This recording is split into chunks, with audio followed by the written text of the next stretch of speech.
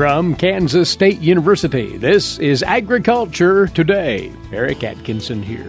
Coming right up, K-State's Art Barnaby will raise several important questions about the just-announced USDA relief program for agricultural producers who've been adversely affected by the imposition of trade tariffs, especially that Market Facilitation Program, which is intended to provide one-time payments to producers of select commodities, including most major grain crops.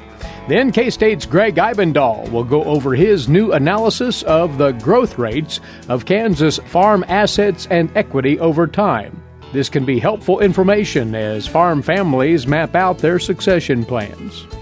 And on this week's K-State Horticulture segment, Gregg Eyestone will cover the basics of starting a fall vegetable garden. Here on Agriculture Today. While many people know hunger is an issue in developing countries, it is also a problem in our own backyards. In 2010, 1 in 7 Kansans struggled to put adequate food on the table. 2 K-State research and extension programs are tackling this problem. The Family Nutrition Program and Expanded Food and Nutrition Education Program reach thousands of Kansans in more than 70 counties. They learn how to eat healthy with a low budget. For more information about these programs, visit ksre.ksu.edu. Welcome to another Agriculture Today here on the K-State Radio Network. The announcement came out just a couple of days ago that the USDA, through the Commodity Credit Corporation, is going to be providing to agricultural producers in specific commodity areas what they're calling tariff aid. And this would include something called the Market Facilitation Program, or MFP. In effect, direct payments to producers in compensation for market losses due to the tariff situation and the trade disputes out there. Art Barnaby has been taking a look at this as it has emerged from the USDA, what details are available to the moment. Art is a risk management specialist, K-State Research and Extension, and questions clearly abound regarding the makeup and the mechanisms of the MFP in particular, Art. Yes. First of all, there are 3 programs they announced. The other 2, in addition to the MFP, is the Food Purchase and Distribution Program. This is basically USDA buying commodities that will be distributed for various nutrition programs. In addition to the grains, the other programs that are eligible for payments is hogs and dairy. And the third program is to extend and find new markets. Well, who's against that? I mean, everybody is wanting new markets. So most of the discussion is going to be on the MFP. And what this amounts to on the grain side is that they're talking about that they would calculate the cents per bushel that's lost due to the tariffs being imposed, which is retaliation for tariffs that we imposed. Details being fleshed out by USDA administrators, but have we any sense of how these payments might be put together? You mentioned, of course, price, but will it be on yield? Will it be on a flat per bushel basis? Anything at all that we know? Well, at this point, the impression is that they're going to calculate the cents per bushel lost and then multiply that times your 2018 production.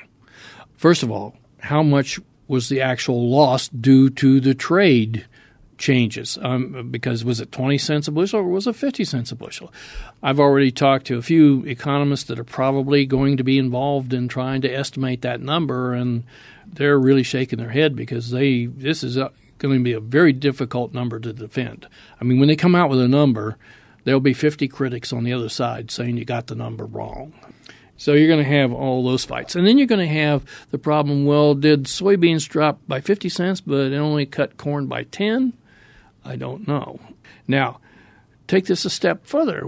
We also have this USDA safety net. And then the question becomes, well, when they announced up to $12 billion, does that include the $5 billion or so that will go to ARC and PLC payments? Or is it on top of those payments? And that's not really been clarified at this point. The other thing is, what about that PLC program? A lot of sorghum producers in particular went into PLC. And that PLC, you remember that reference price is, $3.95? Yeah. We aren't into the measurement period yet. Remember, that payment's a year behind, so we'll start October 1 But right now, where the market's at, sorghum's in the money. And that payment will go all the way down to the loan rate. So if they lost 20 cents in the market, essentially it's already covered.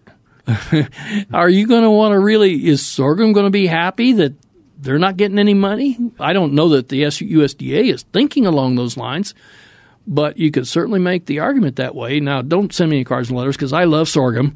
We all love sorghum here. It's a very valuable crop in Kansas. I'm just pointing out that, in effect, you might be able to even double up a little bit here.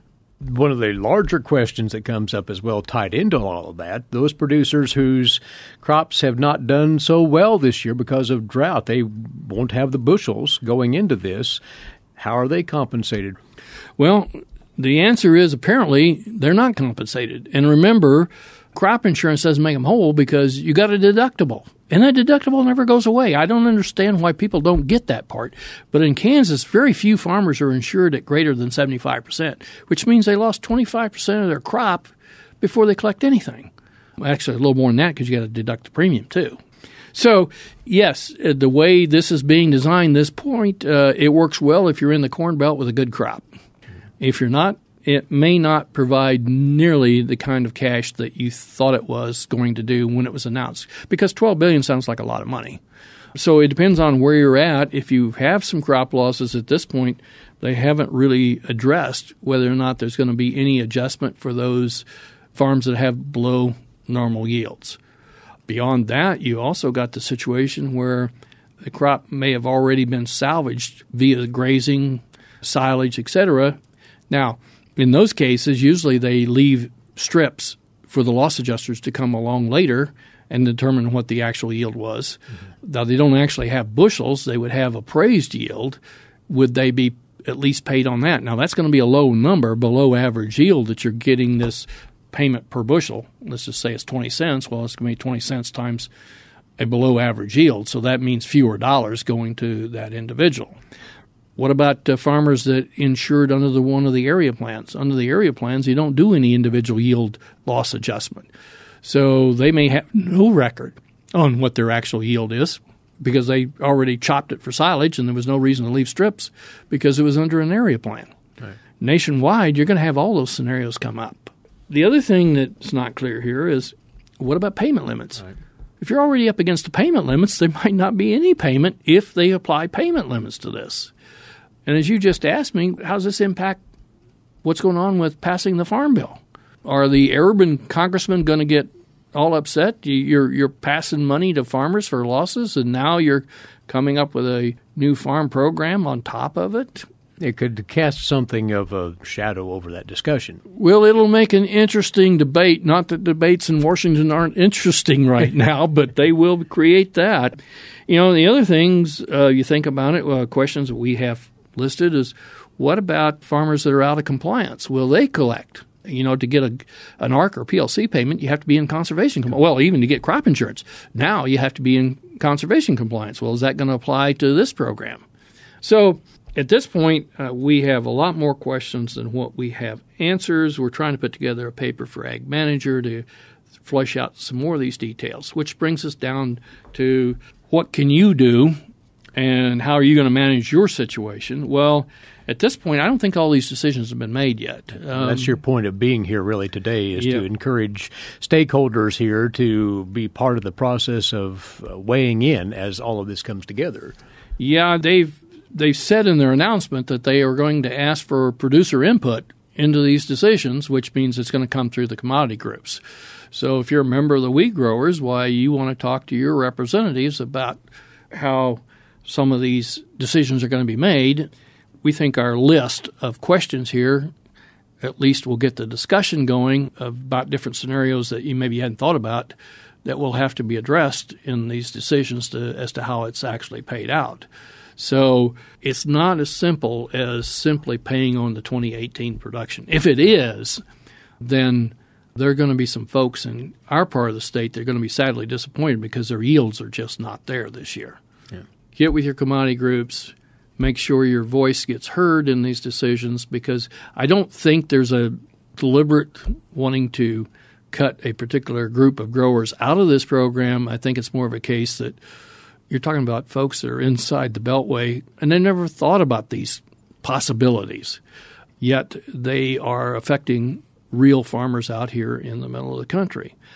I guess the other thing that kind of frustrates me about all this, already people are talking about this is another bailout for farmers. Well, this is not a risk that normally you think about in production and agriculture. We think about hail and drought and market price changes because there's a big crop in Brazil, et cetera. But not tariff risk. But not tariff. This is political. This is self-inflicted. So this is not a risk that you think about insuring, or even it's not even really insurable. And so to call it a bailout, I think, is a little harsh. But nonetheless, that rhetoric has already started, and part of it is, we talked earlier, there are other industries that are also being hurt with these tariffs. And so they're going to come wanting to have some compensation for their losses probably. So it's a little hard to see where it ends. The final comment is that they're calling this a temporary thing. I don't see it temporary. China has gone to Brazil to buy soybeans, not for economic reasons, but for political reasons. Mm-hmm. They're paying more to buy Brazilian beans. That means they're bidding up the basis in Brazil. And what that message is sending to Brazilian farmers is to plant more soybeans, which I fully expect them to do. The market damage is not temporary. It's not temporary, I don't think, and I think you may see bigger issues next year. We're not going to shy away from it. We will be presenting whatever it is in this Market Facilitation Program. Yeah. Looking forward to the details as they come forward. Art, thanks, as always. Risk Management Specialist Art Barnaby, K-State Research and Extension, talking about the USDA's announcement of these tariff loss aid programs and the details being formulated over the next few weeks, particularly with respect to that Market Facilitation Program, or MFP. As a producer, go through the channels of expressing your opinion as to what that might look like at the end. Agriculture Today will be back in a moment on the K-State Radio Network. Legal and financial concerns surround the day-to-day management of the agricultural industry. Producers, ag creditors, and USDA agencies rely on Kansas Agricultural Mediation Services. If you've received an adverse decision from the USDA or have an ag credit concern, call today, 800-321-3276, or visit us online, Kansas Agricultural Mediation Services, exploring options, generating solutions. We're back now on this Agriculture Today and passing along information that's contained in yet another informative article at the agmanager.info website out of K-State Agricultural Economics. Our guest just wrote up an analysis on the growth rates of farm assets and equity, and he'll explain why this is significant. Gregg Ibendahl is an agricultural economist, K-State Research and Extension. This can be, you say, Gregg, an indicator of economic health as we get into it, but what is the thought behind looking at equity and assets in this context? Well, the idea for this paper really came about from a couple of my friends at Oklahoma State who are ag lawyers, and they were looking at a case for farm families transitioning to the next generation. You might have two children, and one of them may want to stay on the farm, the other one doesn't. They were looking at, if that's the case, and enough ahead of time, how might you want you set up some assets on the side so that the non-farming child, is as well off as a farming child. Most farm families, they tend to not want to divide things so that one child has more than another one. But when it comes to farm families, sometimes you almost have to do that, because if you want to kind of keep the farm as an ongoing business, it doesn't really make sense, I don't think, in a lot of cases to, give the non-farming child a lot of the land. You'd like to have all that land go to the child that's going to stay on the farm. Well, if you do that kind of puts things at an imbalance. It still could be fair, just may not be equal. But if you want to try to be equal, and in addition to being fair, then maybe for that non-farming child, you need to maybe set up some other assets someplace to kind of maybe make up for what the farm side is going to have. So that was the idea behind this paper, is how much would you have to set up and how much would you have to put away to kind of make those two things equal at the very end. And that's why this is a forward-looking exercise, to get an idea of how those assets or equity would grow over time then. Yeah, I mean, if you go back far enough, I mean, you certainly have more time for planning. So, I mean, if you know 20 years from now that might be the case, you certainly have a lot more time to get things kind of squared away and equaled up than you would be if you just maybe 2 or 3 years away from retirement. So this was an idea of, if you went back far enough, how much would you have to kind of set aside if you had enough time to plan to kind of get those two things equal when someone retires. And need to make the distinction here between assets and equity. They're not the same thing. No, but I think you still need to be aware of both those. Equity is what you own in the business, and the assets would be what all your assets are worth, including both equity and debt. So that includes the debt side of things too. So when you look at the tables, you'll see that the assets may grow, but it may be growing because you're increasing your equity stake in the business. But it could also mean that you're adding more land to your farm, buying more land, but you're also increasing the debt. So those are different things. So you kind of want to look at both those kind of independently when you're looking at, if you want to set something aside for the next generation. So then, Gregg, how did you go about trying to quantify these growth rates for farm assets and farm equity? And once more, you were utilizing Kansas Farm Management Association data as the basis for this. Yeah, I should mention that. Yeah, we do have KFMA data. It goes back, 40-plus years on the computer side of things. So we have really good detailed records for each farm that we keep track of.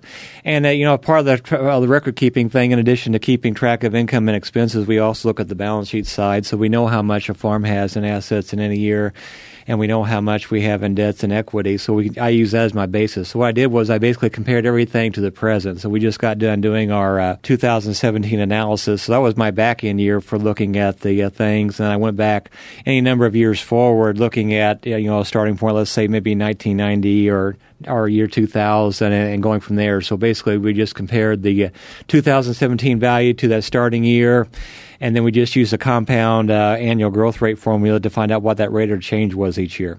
If you want to know more about that formula, by the way, on which this revolves, you can see the article for it. It does get a bit deep in the weeds. It's just the same formula that you would look at, if you were putting money in the bank and it compounded over time. It's the same principle as that. So you looked at, over time, how those might have changed, those growth rates, and tried to quantify those growth rates. And you came up with some trends that one can rely on here?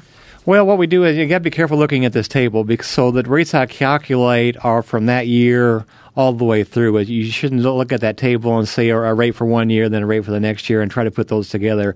This is a table where you shouldn't really look at everything going along for a trend line. You should just take that one value from that table, and then that's your rate going forward. So as an example here, looking at in Table 1 where I have like in the north central region, if you started in the year, let's say 2000, your change in equity would have grown by 10.9% per year, versus if you started in the year 2001, it would have grown 11.3% per year. So that's on a per year basis from that year going forward. You shouldn't take the 2000 number and then look at the 2001 number as saying that's your trend. Just look at each number by itself and saying, it's almost like putting money in the bank at some interest rate. That's the rate it grows by for that many years to get our ending value here. So that's the way you should read this table. And that's what this is about. This serves as a reference that producers, anybody else with an interest in these growth rates, can look at and get a fairly realistic idea of those expected growth rates in their various locations around Kansas. Yeah, so when I did this, I calculated everything on a per farm basis, and then to get the numbers you see in the table, then I basically took the median value for each of those regions you see and did that. So I had to have at least, 10 was my minimum. So as long as I had 10 farms for a given year in a given region, I went ahead and reported the values here for that. So I did this actually by crop reporting districts across the state. So there's 9 of those across the state. And if I had enough farms, then I was able to report those going back pretty far. In some cases, I could go back, 20, 30 years. Some cases, not quite so far. But there's a pretty good set of values for any starting point here in the state. So generally now, what affects most greatly these growth rates for assets and or equity? What factors are in play here?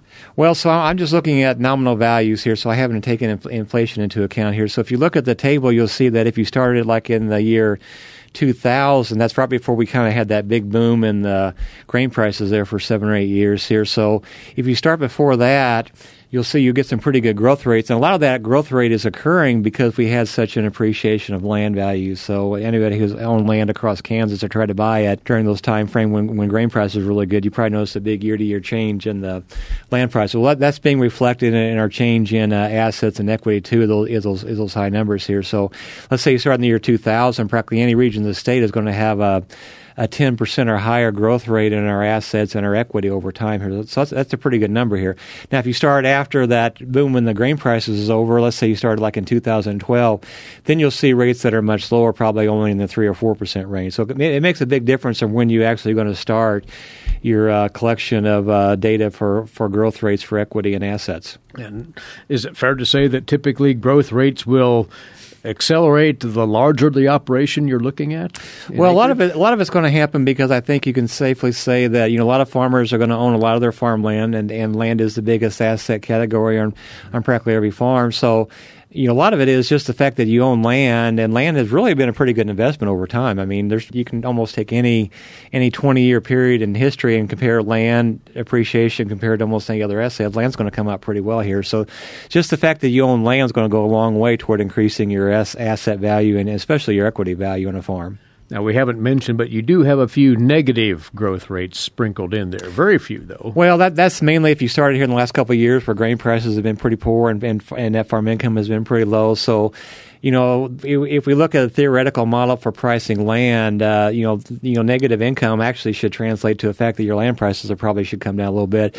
And that's what you see if you look at the last couple of years. If you would have started like in, let's say, 2014 or 15, where net farm income wasn't very good, then you're likely to see a kind of a negative trend for a couple of years. But again, if you would go for 20 more years, I think all those numbers would turn to a positive then. And that really is the point here, that we do see growth in the growth rates of equity and assets.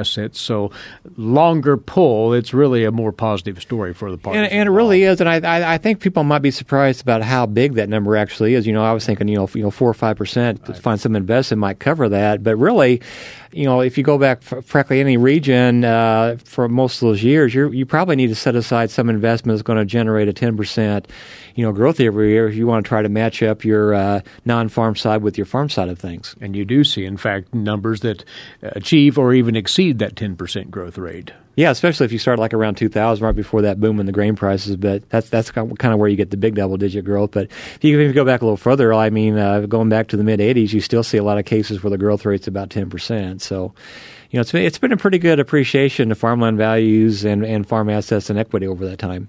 Well, some considerable calculation went into all of this, but this is really a handy tool for anybody interested to use in getting a feel for where those growth rates rest for their particular operations. Then. Yeah, like I always tell farmers, if estate planning and transition to the next generation is obviously something you need to do well in advance, and the sooner you look at it, the better here. I hear too many horror stories where someone gets in their 80s and they just now think about kind of making that transition. You really should start a lot quicker, and ask your kids what they want to do when they get out on their own. Do they want to farm or not? And kind of make plans accordingly.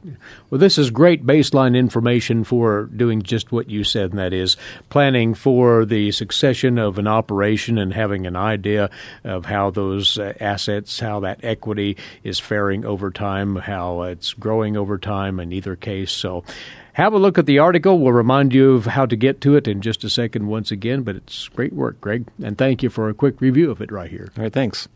He's an agricultural economist, K-State Research and Extension, Gregg Ibendahl, and he's put together these tables which outline in some detail the growth rates of farm assets and equity. Read the article that explains how those numbers were derived, as well as have a look at the tables and the figures themselves at agmanager.info. As always, that's agmanager.info. We'll return with more in a moment on this Agriculture Today. Did you know every Kansas farmer feeds 128 plus people? Kansas farmers are hard workers, dependable, authentic, and sensitive. Not only do farmers put food on your table, but they put clothes on your back and fuel in your car. For more information about Kansas farmers, visit K-State Research and Extension online or stop by your local extension office. This message has been brought to you by the K-State Animal Sciences Leadership Academy participants.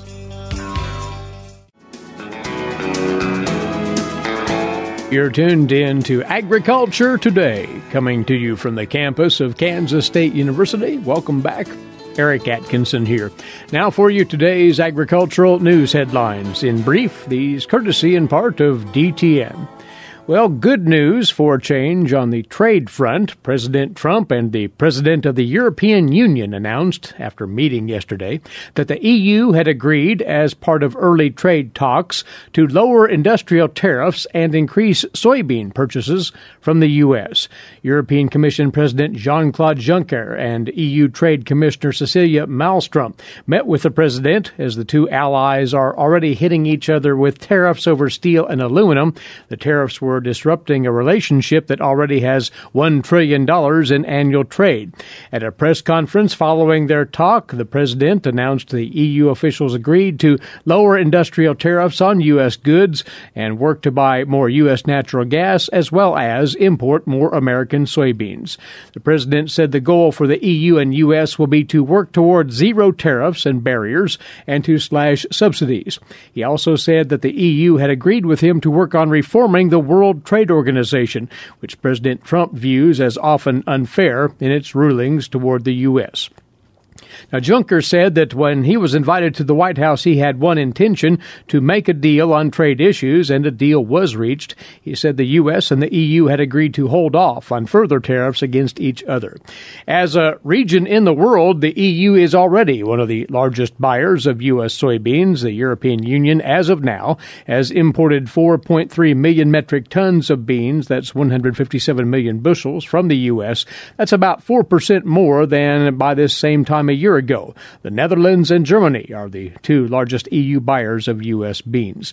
No specifics were laid out on just how much more soybeans the EU has agreed to increase imports from the U.S. The USDA programs to help producers hurt by the trade disruptions are being touted now as serving some other functions in the process as well. More on that angle from the USDA's Gary Crawford. This administration will not stand by while our hard-working agricultural producers bear the brunt of unfriendly and illegal tariffs. Agriculture Secretary Sonny Perdue's words this week as he unveiled the department's $12 billion program to compensate farmers for losses incurred because of those tariffs. Much of that $12 billion will go for direct payments to producers, which raises a question about whether this would take payments above what's allowed under World Trade Organization rules. But Perdue's trade counsel, Jason Hafmeister, says, as we've looked at these programs, looked at our numbers, we should be below our ceiling for trade distorting domestic support. That's a $19.1 billion ceiling. Right now we're running at less than $5 billion, so I think we're in pretty good shape in keeping this within the rules. And Undersecretary of Agriculture Gregg Ibendahl says the aid package does show the world that we're serious about trade negotiations. Negotiations for trade deals that are fair, that would end the tariffs and expand markets for U.S. ag products. Gary Crawford for the U.S. Department of Agriculture, Washington. Meantime, Secretary Perdue told reporters yesterday that a NAFTA agreement with Mexico could be wrapped up next month. Then, he says, Canada will hopefully follow suit quickly, and quoting here, we can assemble that trifecta there. Perdue added that the administration certainly hopes that talks are wrapped up sometime this year. Commerce Secretary Wilbur Ross said the negotiations for a new deal are coming along very, very well, in his words, and the U.S. hopes it can be wrapped up within the next couple of months. Mexican Economy Minister Ildefonso Guajardo will meet with U.S. Trade Representative Robert Lighthizer for the first time since the Mexican presidential election back in July. Both have expressed a willingness to reach the NAFTA 2.0 end zone, as they put it, by the end of August. Mexico and Canada stressed NAFTA is a three-country accord, despite the president's repeated comments that the U.S. may reach a deal with Mexico first. The essence of the deal is trilateral, and it will remain trilateral, according to Guajardo, after meeting with Canadian Foreign Minister Chrystia Freeland in Mexico City. Freeland added that Canada is very much believing in NAFTA as a trilateral agreement, and that is simply, as she put it, a state of reality. Coming your way next on Agriculture Today, the weekly installment of the Kansas Soybean Update. And awaiting with that, as always, is Gregg Ibendahl. Greg? Dr. Richard Hahn, Animal Utilization Technical Director with the U.S. Soybean Export Council in China, joins us. Dr. Hahn, we recently visited the CP Layer Hen facility just outside of Beijing. Can you tell us more about the plant? It's quite a modern facility. And CP, I know on this side, there are 3 million layer hens on site, just one side. So highly automated, and they paid greater attention to food security and egg quality. And as you saw, the only feed ingredients they use soybean meal and the corn. So food safety and quality is a priority for this site. Do you feel the customers like U.S. soybeans and soybean meal more than others? General market, and from my experience with the customers, yes, U.S. soybeans more consistent in quality, and also with our promotion, and most people are aware of the better nutritional quality, such as amino acid profile and the digestibility. With the facility we saw with all the robotics and automation involved in the plan, are there more like this or just a few? Probably one of the few, but it's more layer companies planning more modernize the facilities and expanding the size. And this one is highly automated, as you can see that it's checking birds by robots. And this is to reduce the human contact with the birds and also reduce the disturbance of human enter the facility. And for the eggs that are produced at that facility, where do they go from there? Their eggs, you can see that the packaging and with some like enriched eggs, those are more high-end they can go to the supermarket, and also the liquid eggs go to the restaurants. And also like a boiled eggs can go to some restaurants. And so their price, I think, have more premium. And even at some difficult market times, what I heard, they're still making money. So that's because of the supply, like a supply to the fast food chains, McDonald's, KFCs, some others. That was the comments of Dr. Richard Hahn, Animal Utilization Technical Director with the U.S. Soybean Export Council in China, on the Kansas Soybean Update. It's brought to you by the Kansas Soybean Commission. Thanks, Greg. Gregg Ibendahl there. Remember to listen to Agriculture Today anytime you choose. You can visit agtoday.net, where you can listen on demand and find links to subscribe to the podcast via Apple Podcasts, Google Play, Stitcher Radio, Spotify, agtoday.net. This is the K-State Radio Network. For 25 years, K-State Research and Extension's Kansas Agricultural Mediation Services has been providing a no-cost, confidential place to call in and visit with an agricultural lawyer. Our experts are available to help you producers handle legal and financial issues. Explore your options and generate solutions. Call us at 800-321-3276 or visit us online. Kansas Agricultural Mediation Services. Rounding out this Agriculture Today is our weekly K-State Horticulture segment. Now, it's been a rough summer for a lot of folks with heat, humidity, dry weather. Don't let that deter you from considering starting a fall vegetable garden. That's our theme this time around. With Gregg Eyestone joining us, he's the Riley County Extension horticultural agent. Folks might get discouraged about the weather recently and what growing opportunities it might be presenting, but you've always endorsed the idea of a fall vegetable garden, Greg. I really do, because it gives you a unique opportunity to harvest vegetables when they're at their peak of maturity and flavors.